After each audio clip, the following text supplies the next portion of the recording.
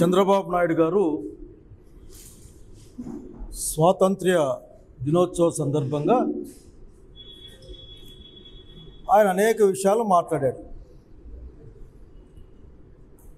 ఏదైనా కొత్త విషయం మాట్లాడతాడేమో అని చూసాం.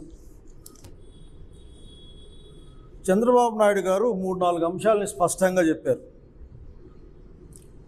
ఒకటి, అసలుకి రాష్ట్రం అంతా పడవిల్లుతూ ఉంది, విపరీతంగా అభివృద్ధి చెందుతూ ఉంది, ఎవరిది ఇంకా ఎక్కువ అభివృద్ధి చెందుండేది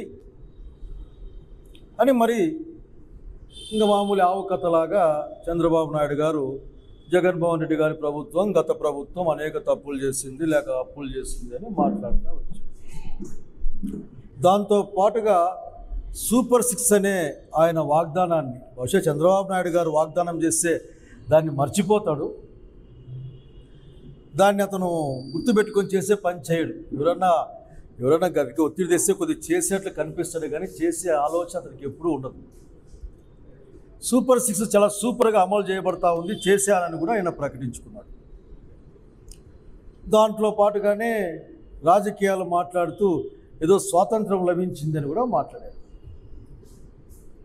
చంద్రబాబు గారు, మీరు బహుశా మా నాయకుడు జగన్మోహన్ రెడ్డి గారు చెప్పినట్లు బహుశా ఆఖరి ఎలక్షన్ చేస్తారేమో, ఇంకా బహుశా మీరు,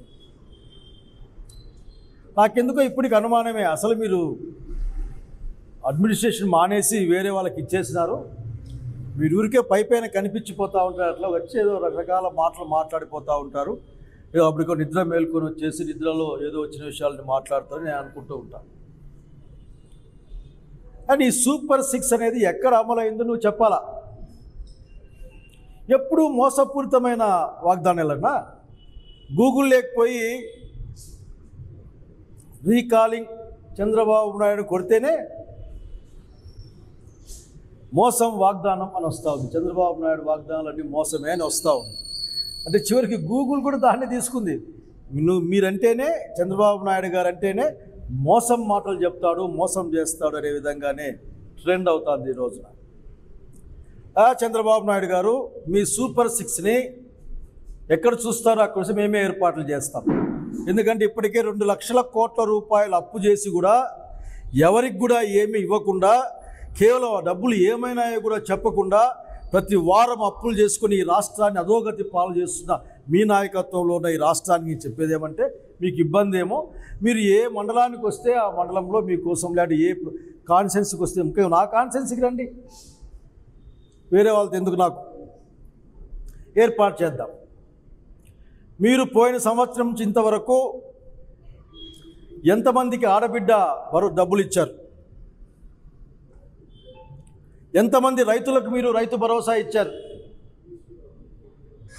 అట్లాగే అమ్మఒడి అనబడే తల్లికి వందనం ప్రోగ్రాం, లేదా తల్లికి వందనం అనబడే అమ్మఒడి ప్రోగ్రాం ఎంతమందికి ఇచ్చారు. సరే, బస్సింగా నిన్ననే మొదలుపెట్టినారు. 15 రకరకాల సర్వీసులు ఉంటే 5-6 సర్వీసులు మాత్రమే పర్మిషన్ ఇస్తామని చెప్పారు. విపరీతంగా మీరు ప్రచారానికి చేసుకున్న డబ్బులు ఆర్టీసీకి ఇచ్చినా కనీసం ఆర్టీసీ వాళ్ళకి డీజిల్ కన్నా వచ్చి ఉండేది. అండి మాట్లాడదాం. అంత నిస్సిగ్గుగా, అంత బహిరంగంగా ఏ విధంగా మీరు మోసపు మాటలు చెప్పగలరో మాకు ఇప్పటికీ అర్థం కాదు. మీరు మారడమే లేదు. మీకు ఏ కోశాన మీ మొహంలో ఆ అపరాధ భావం కూడా కనపడదు. చెప్తా పోతూ ఉంటారు, ప్రజల ఆరోగ్యాన్ని కాపాడుకోవడం కోసం మద్యం పాలసీ మేము తెచ్చినాం, నాణ్యమైన మద్యాన్ని మేము ఇస్తున్నామని చెప్పడానికి మీకెట్లా ఉందో కానీ వినడానికి మాలాంటి వాళ్ళకి చాలా ఇబ్బందిగా ఉంది. స్వాతంత్ర దినోత్సవ వేడుకల్లో మీరు మద్యం గురించి మాట్లాడతారు, నాణ్యమైన మద్యాన్ని ఇస్తామని మాట్లాడతారు. మీ నాణ్యమైన మద్యం బెల్ట్ షాపుల రూపేణా అన్ని ఊర్లలో వాడల్లో ఉంది. మీ వాళ్ళ ప్రమేయంతో 20 రూపాయలు, 30 రూపాయలు, 40 రూపాయలు ఎక్స్ట్రా డబ్బులతో అమ్మబడతా ఉంది. ఈ రాష్ట్రం మొత్తం 99% షాపులు మీ వాళ్ళకే, అంటే మీ కూటమికి సంబంధించిన వాళ్ళకే వచ్చి ఉన్నాయి, రాకపోతే లాక్కొని ఉన్నారని కూడా చెప్పబడతా ఉన్నాయి. చూసుకోండి వచ్చి ఒక్కసారి. మా ఊర్లో అయితే, మా జిల్లాలో రోడ్డు మీద పడే కొట్టుకుంటూ ఉంటారు మా సారాయంగన్ల కోసం.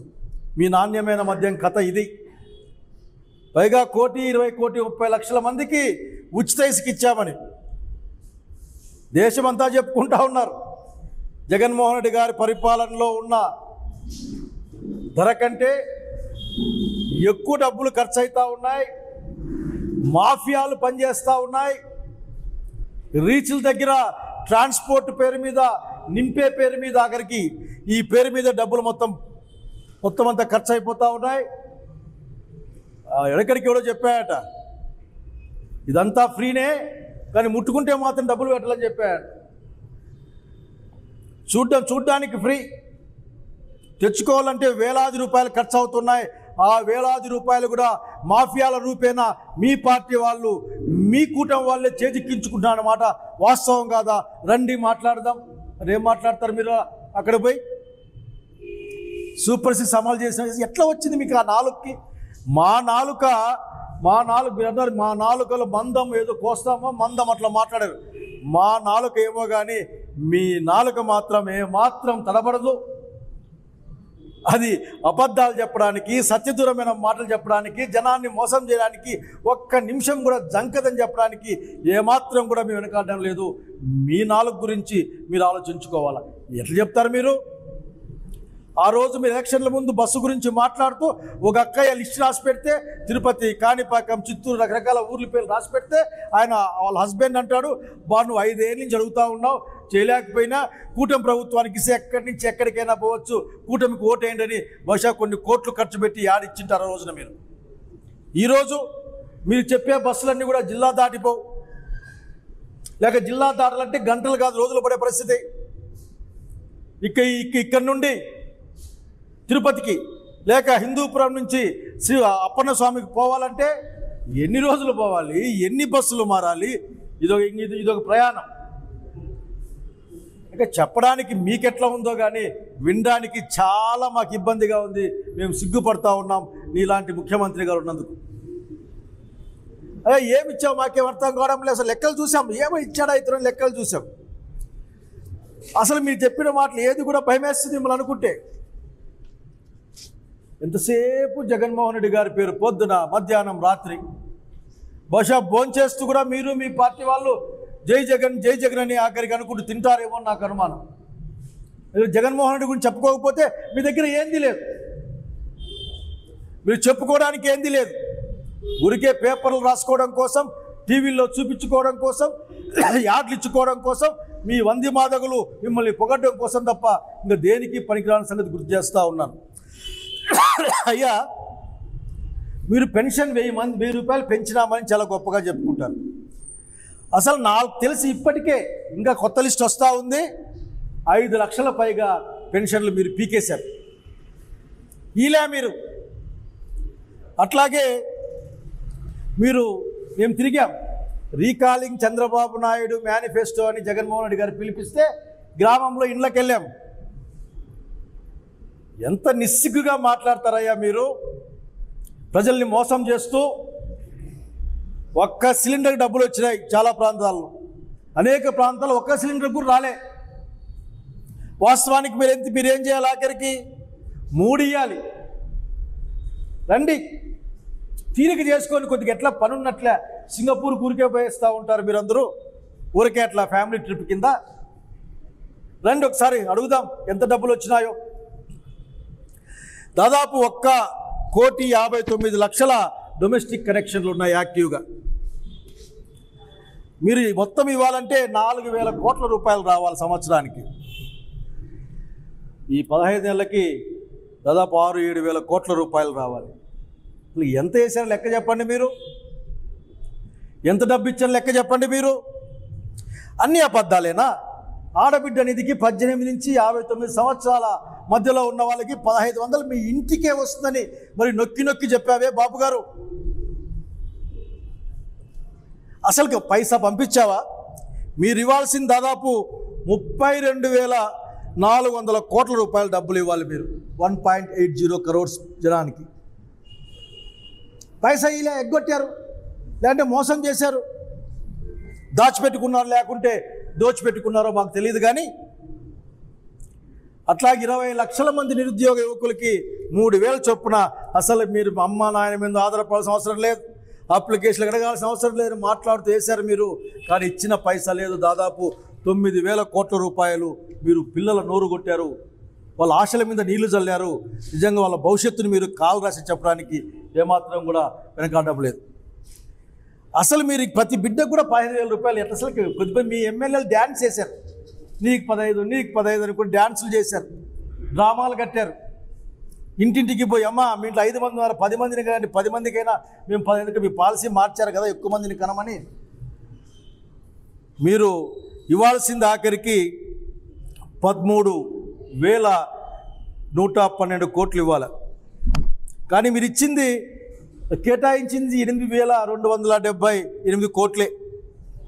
అంటే 30 లక్షల మంది పిల్లలకి మీరు అడ్డనామమో నిలువునామమో తీసేసారు, ఆఖరికి ఎగనామం పెట్టారు, ఆ 2 పక్క పెట్టి. ఇంకా దుర్మార్గం అది ఎందుకు? అసలుకి నాకంటే మించిన రైతు పక్షపాత, రైతుకు వ్యతిరేకి నువ్వు బాబు గారు. వ్యవసాయం దండుగా అని చెప్పిన వాడు బాబు గారు మీరు. అమరావతి పేరు మీద 3 పంటలు పండే భూములు లాక్కొని వాళ్ళ కడుపు కొట్టిన వాళ్ళు మీరు బాబు గారు. మీరు 20,000 రూపాయలు మేము ఇస్తామని చెప్పారు. 20,000 రూపాయలు ఇస్తే అది అదనంగా కేంద్ర ప్రభుత్వం ఇచ్చేదానికి 6,000 రూపాయలకి. ఇంతవరకు కేంద్ర ప్రభుత్వం వేసిన డబ్బులు మాత్రమే వేసి దాదాపు 40,000 రూపాయలు ఎగ్గొట్టారే, లేకుంటే వాళ్ళు ఇవ్వకుండా చేశారే, ఇవ్వకుండా పోయారే. ఏమైంది మీ సూపర్ సిక్స్ కాదా ఇది? మొత్తం మీరు 26,000 రూపాయలు ఇవ్వాలి. 6,000 ఏదో సెంట్రల్ గవర్నమెంట్ పడిందని మనం చెప్పారు. అసలు మీరు మొత్తం వీళ్ళకి ఎగ్గొట్టిన డబ్బు 10,000 కోట్ల పైన ఉంటుంది, గుర్తుపెట్టుకోమని కోరుతా ఉన్నాం. అట్లాగే మీరు ఎప్పుడు ఇచ్చినా దాంట్లో కోత పెడతారు. మీకు ఇవ్వడానికి మనసు రాదు, అదే ఇచ్చే బుద్ధి మీ దగ్గర లేదు. ఆ బుద్ధి జగన్మోహన్ రెడ్డి గారి నుంచి నేర్చుకోవాలి మీరు. జనానికి ఇవ్వడం ఎట్లా, పేద పిల్లలకి ఇవ్వడం ఎట్లా అని ఇచ్చే బుద్ధి మీ దగ్గర లేదు. కాబట్టే ప్రతి దాంట్లో లబ్ధిదారుల పైన కోత విధించారు. మీరు ఎంత దుర్మార్గం అంటే, ప్రభుత్వమే ఇన్సూరెన్స్ కట్టే పరిస్థితి నుంచి ప్రభుత్వం కట్టుకోలేక కేవలం 10 లక్షల మంది మాత్రమే కట్టాలని వార్తలు వస్తూ ఉన్నాయి. రేపు వ్యవసాయం ఇప్పటికి ఎత్తిపోయింది చాలా ప్రాంతాల్లో. చాలామంది ఆకాశం వైపు కాకుండా ఆఖరికి కన్నీళ్లతో భూమి వైపును చూసే పరిస్థితి ఉంది. చంద్రబాబు నాయుడు గారు మీ రైతు వ్యతిరేకతను ఇక్కడే చూపించారు.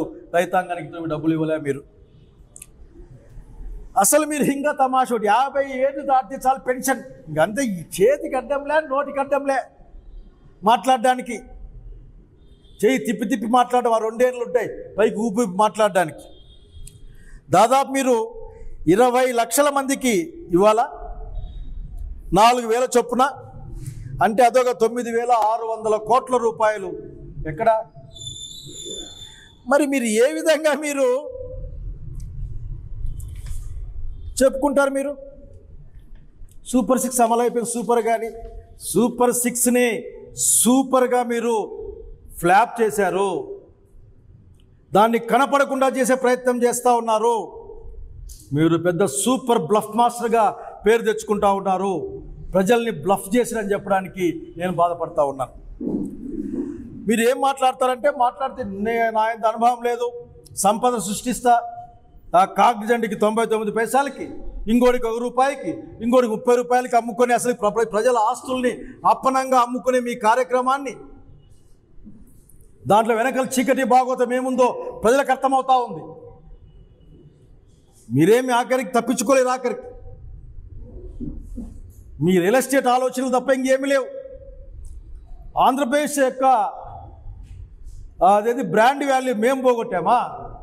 మీరు పోగొట్టారు. సింగపూర్ పేరుతో, సింగపూర్లో ప్రైవేట్ కన్సార్షియం పేరుతో మీరు అగ్రిమెంట్లు చేసుకొని ఉచితంగా అసలు ప్రభుత్వం డబ్బులు ప్రజల భూములను ఇచ్చి వ్యాపారం చేద్దామనుకొని, ఆ వ్యాపారంలో మీకేముందో రేపు భవిష్యత్తు అన్ని విషయాలు బయటకు వస్తాయి. కానీ నీ సహచరుడు, నీ మిత్రుడు, లేకపోతే నీ భాగస్వామి ఈశ్వరుని, మీ పుణ్యమాని జైలుకు పోతే అంతర్జాతీయంగా ఆంధ్రప్రదేశ్ యొక్క బ్రాండ్ వాల్యూ పడగొట్టింది మీరే అని స్పష్టంగా చెప్పాలనుకున్నా. మొన్న కూడా మీరు పోయొచ్చారు కదా, మొత్తం ఫ్యామిలీ అంతా వేసుకొని, మీ కొడుకు, మీ మంత్రి, ఒక ఆయన, ఇంకో మంత్రి అంతా పోయొచ్చారు కదా. ఏం తెచ్చారు వాటికి పోయి? ఆ రోజు చెప్పాం, పోకపోతే ఖర్చులు డబ్బులు మిగులుతాయి, ఈడే ఉండండి అని. మీ వాళ్ళకి కోపం వస్తుంది. మా చంద్రబాబు సింగపూర్ పోతే నీకు చాలా బాధగా ఉంది అని. నాకు బాధే, మా డబ్బులతో పోతే బాధే. ఏ ఇబ్బంది ఏం లేదు, ఆయన డబ్బులతో పొమ్మని చెప్పండి, మామూలుగా పోతాడు కదా. అసలు నీ సంపద సృష్టి ఏంటంటే 2 లక్షల కోట్లు పన్నాయి. ఆయన చెప్తా ఉంటే ఒక మంత్రి ఎవడో ఒక ఆయన చంద్రబాబు నాయుడు గారు మొహం చూసి 2 లక్షల కోట్లు అప్పించారట. ఈయన ఆస్తులు తనఖా పెట్టాడు అక్కడ, లేకపోతే ఈయన గ్యారెంటీ ఇచ్చాడు అక్కడ. ఈ రాష్ట్ర ప్రభుత్వానికి వచ్చిన డబ్బులు కదా అవి. 2 లక్షల కోట్లు ఏం చేసినావో చెప్పాలి ఇక్కడ, జనంకి చెప్పాలి ఇక్కడ. చెప్పకుండా వారం అప్పులు తెచ్చుకోవడం, అప్పులు ఏమైతే చెప్పే ప్రయత్నం లేదు, చేసే ప్రయత్నం లేదు. రోడ్లు వేసారట, 250-220 కిలోమీటర్ల బీటీ రోడ్లు వేసారట. మనకి కనబడుతున్నాయి కదా. అసలుకి మనకి నిద్ర వస్తూ ఉంటుంది, డ్రైవర్ నిద్రపోతాయని, గుంతల్లో పడతా ఉంటే మేలుకొని ఉంటాయని రోడ్లన్నీ గుంతలు పెట్టిన పరిస్థితి చూస్తూ ఉన్నాం కదా. కనుక బాబు గారు మీరు చాలా మీరు ఆలోచించుకోవాలి. నాకెందుకు అనుమానం, అసలు మీది ఏంది లేదు. ప్రధాని ఆఫీస్కి వచ్చి కూర్చొని లేచిపోతారు, మిగతా పరిపాలన అంతా వేరే వాళ్ళు చేస్తారేమో అనుకుంటా ఉన్నా నేను. ఎందుకంటే మనం చూస్తే నాకు అట్లా అనిపిస్తుంది, ఏం మాట్లాడతారో తెలియదు, లెక్కలు తెలియదు. అన్నీ ఇచ్చినాం, ఓకే అన్నీ ఇచ్చేసినాం అనుకుంటే అదేదో ఒక ఉష్ట్రపక్షం ఉంటుందంటే చెప్తారు, భాష జవాబు తెలియదు. కానీ ఏదో ప్రమాదమో లేక ఎదురైతే తలకాయ నిసగలో పెట్టుకొని ఉంటుందంట ఆఖరికి. అట్లా మీరు కళ్ళు మూసుకునే ప్రయత్నం చేస్తే, చెవులు మూసుకునే ప్రయత్నం చేస్తే మేమేం చేస్తాం? ఏమైనా మాట్లాడితే తవ్వే కొద్దీ తప్పులు అప్పులు కనిపిస్తూ ఉన్నాయని నోరెట్లా వస్తూ ఉంది నీకు? మరొక్కసారి బాబు గారు మీరు చెప్పించే వాడికైనా బుద్ధి ఉండాలి. మీతో ఆ మాటలు 14 లక్షల కోట్ల అప్పు ఉంది, 10 లక్షల కోట్ల అప్పు ఊదరగొట్టారే. మళ్ళీ అసెంబ్లీలో మీరు ప్రకటించింది 6,46,000 కోట్ల రూపాయల అప్పని. అది రాష్ట్రం యొక్క అప్పని అంటే మీరు పరిపాలించిన అప్పు కూడా దాంట్లో ఉన్న సంగతి ఆ మాత్రం ఇంగిత జ్ఞానం మీకు లేదా, లేక మీ ప్రభుత్వానికి లేదా అని అడగదలుచుకున్నా నేను. మరి బయటకు వచ్చి 10 లక్షల కోట్లని మాట్లాడుతూ ఉంటారు మీరు. అంత అబద్ధం, మోసం. ఏదంటే చెప్తా ఉంటే నమ్ముతారు లేని ఒక గోపిల్స్ ప్రచారం తప్ప మీ దగ్గర నాకేం కనపడ్డంలే. స్వాతంత్ర్యం వచ్చిందని మాట్లాడతారా? మన పులివెందుల ఒంటిమిట్ట ఎలక్షన్లు చూసాం. మీరు అనుకునే స్వాతంత్ర్యం అదైతే మీరు బ్రిటిష్ వాళ్లకు వారసులు. మీరు భారతదేశ ప్రజల యొక్క కనీస హక్కుల్ని కూడా గుర్తించకుండా బహుశా వాళ్ళే మీకు ఏదైనా సందర్భంలో వాళ్ళే మంచిగా అనిపిస్తారేమో జనానికి. ఒక్క చేతిపైన ఇంకులే, బూతుల్లో ఏజెంట్లే, ఒక మంత్రి ముందు బట్టలిప్పి ఏజెంట్ను కొడితే కూడా పట్టించుకునే దిక్కులే. ఈ రాష్ట్రంలో ఎలక్షన్ కమిషన్ ఏం చేస్తుందో అర్థం కాదు. ఆఖరికి సోపేస్తుంది ఎలక్షన్ కమిషన్. 2 బూతుల్లో రీపోలింగ్ పెడదామని, ఆ రీపోలింగ్లో రిగ్గింగే అర్థం కాలేదా? సిగ్గుండాలి. సాక్షాత్తు కలెక్టర్ ముందుగానే దొంగ ఓట్లు వేస్తూ ఉంటే కలెక్టర్ గారు ఎవిడెన్స్ ఫోటో పెట్టుకుంటే ఆ మాత్రం సిగ్గు లేదా ఈ వ్యవస్థలకి అడుగుతా ఉన్నా నేను. జెడ్పీటీసీ ఎలక్షన్ చేయడానికి ఒక డిఐజీ వచ్చి కూర్చుంటాడా?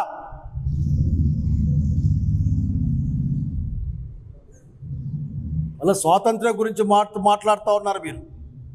మిమ్మల్ని చూస్తే నాకు స్వాతంత్ర పోరాటాన్ని అణచాలనుకున్న వాళ్ళు గుర్తుకొస్తున్నారు, కానీ నాకు ఇంకోటి ఏం గుర్తు రావడంలే.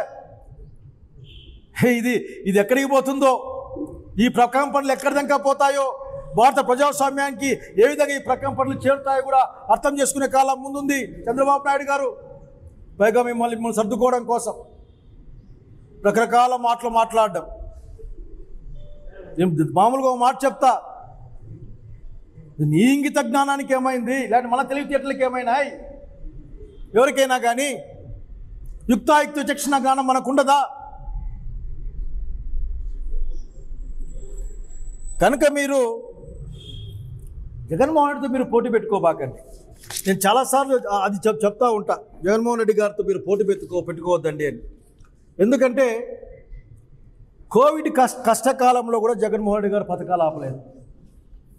దాదాపు 2,74,000 కోట్ల రూపాయలు డైరెక్ట్గా జనానికి డబ్బులు పంపించారు జగన్మోహన్ రెడ్డి గారు. అసలుకి గవర్నమెంట్ మెడికల్ కాలేజీలు, షిప్పింగ్ హార్బర్లు, పోర్ట్లు ఎన్నని చెప్పుకోవాలి. ఆంధ్రప్రదేశ్ రాష్ట్రంలో ఇన్ఫ్రాస్ట్రక్చర్ని పెద్ద ఎత్తున పెంచిన వాళ్ళుగా జగన్మోహన్ రెడ్డి గారి ప్రభుత్వం ప్రజలకు గుర్తుంటుంది. మీరు గవర్నమెంట్ మెడికల్ కాలేజీని అమ్ముకునే ప్రయత్నం చేస్తూ ఉన్నారు. మీ వాళ్ళకేని అంటూ ఉన్నారు, ఆల్రెడీ మీరే కమిటీ, మీరే కంప్లైంట్, మీరే న్యాయ నిర్ణేత, మీరే తీర్పు, మీరే అమలు చేస్తారు. అసలుకి ఎట్లా మీరు పోల్చుకుంటారు జగన్మోహన్ రెడ్డితో? ఇసుమంతైనా మీరు పోల్చుకొస్తారా? దాదాపు 3,000 ప్రొసీజర్లతో ఆరోగ్యశ్రీ,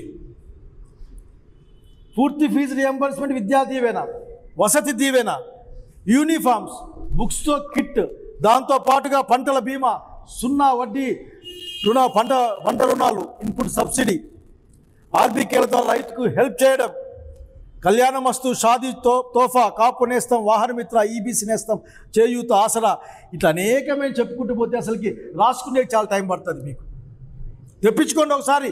మీరు గవర్నమెంట్లో చెప్పి జగన్మోహన్ రెడ్డి గారి ప్రభుత్వం ఏ కార్యక్రమాలు అమలు చేసింది, మీరేం చేస్తున్నారో. మీరు చేసింది ఒక్కటే. జనాలు మాట్లాడుతూ ఉన్నారు. మీరు శ్రీలంక గురించి మాట్లాడేవాళ్ళు ఎప్పుడెప్పుడు. ఆఖరికి శ్రీలంక చాలా బాగుంది ఆంధ్రప్రదేశ్ రాష్ట్రం కంటే.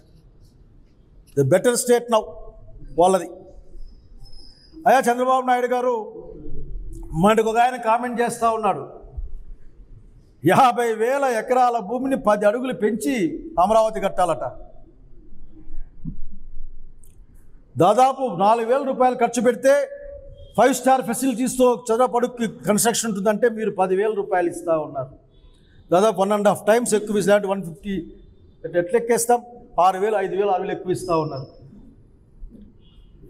అసలు మీరు ఏం మాకేం అర్థం కావడంలే.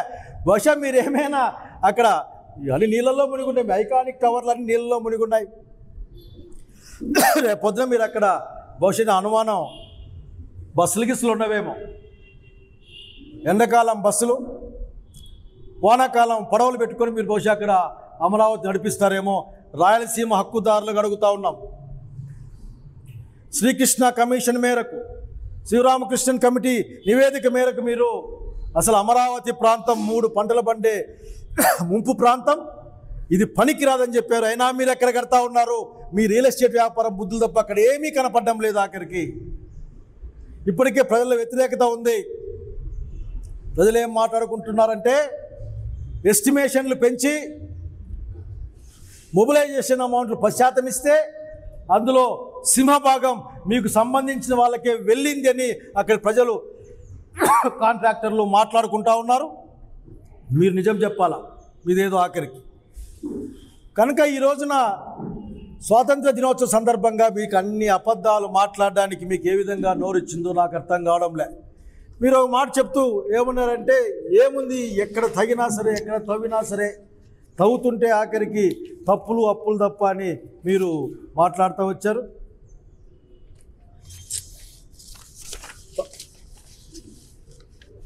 నేను మాట చెప్పాలనుకుంటున్నా,